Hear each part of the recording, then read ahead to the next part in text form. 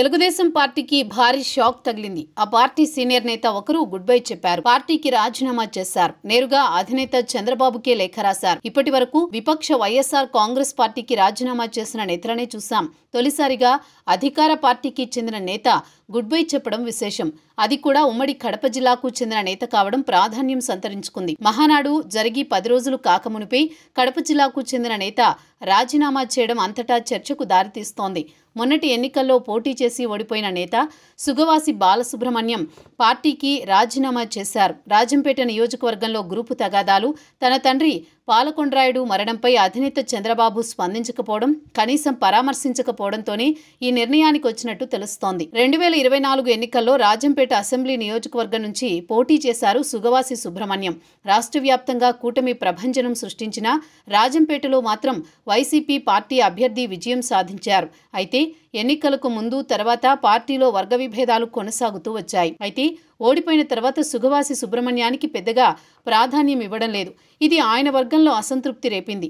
అందుకే రాజీనామా నిర్ణయానికి వచ్చినట్టు సమాచారం. మరోవైపు సుబ్రహ్మణ్యం తండ్రి పాలకొండ్రాయుడు ఇటీవల అనారోగ్యంతో చనిపోయారు. సుదీర్ఘకాలం పాటు ఆయన టీడీపీలో కొనసాగారు.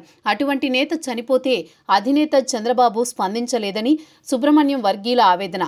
పాలకొండ్రాయుడు 1978 ఎన్నికల్లో రాయచోటి నుంచి జనతా పార్టీ నుంచి ఎమ్మెల్యేగా గెలిచారు. 1983లో టీడీపీ ప్రభంజనం వీచింది. కానీ ఇండిపెండెంట్గా పోటీ చేసి విజయం సాధించారు.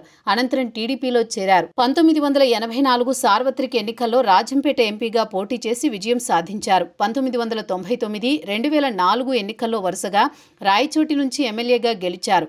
ఆయన రాజకీయ వారసుడిగా తెరపైకి వచ్చారు సుగవాసి సుబ్రహ్మణ్యం. 2024 ఎన్నికల్లో రాజంపేట అసెంబ్లీ స్థానం నుంచి పోటీ చేసి ఓడిపోయారు. ఎన్నికల ఫలితాల తర్వాత సుబ్రహ్మణ్యం కొద్ది రోజుల పాటు పార్టీ కార్యక్రమాల్లో పాల్గొన్నారు. ఆ తర్వాత పార్టీకి దూరంగా ఉంటూ వస్తున్నారు. సుగవాసి సుబ్రహ్మణ్యం రాజంపేట ఎంపీ టికెట్ ఆశించారు. అయితే అనూహ్యంగా పొత్తులో భాగంగా ఆ సీట్ను బీజేపీకి కేటాయించారు. మాజీ ముఖ్యమంత్రి కిరణ్ కుమార్ రెడ్డి అక్కడి నుంచి పోటీ చేశారు. కానీ తక్కువ ఓట్లతో ఓటమి చవిచూశారు. అయితే రాయచోటి నియోజకవర్గానికి చెందిన సుగవాసి సుబ్రహ్మణ్యంకు రాజంపేట అసెంబ్లీ టికెట్ ఇచ్చారు. అక్కడ వర్గపోరుతోనే ఆయన ఓటమి చవిచూసినట్టు తెలుస్తోంది. అయితే ఓడిపోయిన తర్వాత రాజంపేట అసెంబ్లీ నియోజకవర్గ ఇన్ఛార్జ్ ఎవరనే విషయంలో స్పష్టత ఇవ్వకపోవడంతో తీవ్ర మనస్తాపానికి గురయ్యారు. మరోవైపు రాజంపేట అసెంబ్లీ నియోజకవర్గంలో వర్గ విభేదాలు పెరుగుతున్నాయి.